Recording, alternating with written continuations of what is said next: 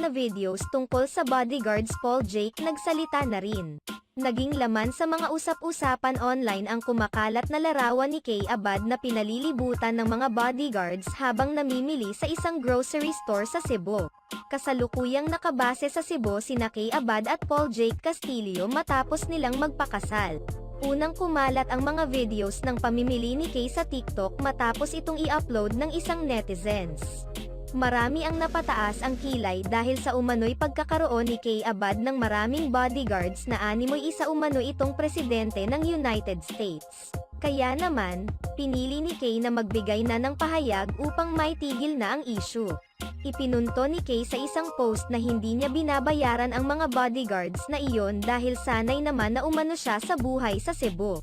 Ang nasabing bodyguards ay mula umano sa nasabing establishment dahil may trabaho siya roon. I'm always alone when I do my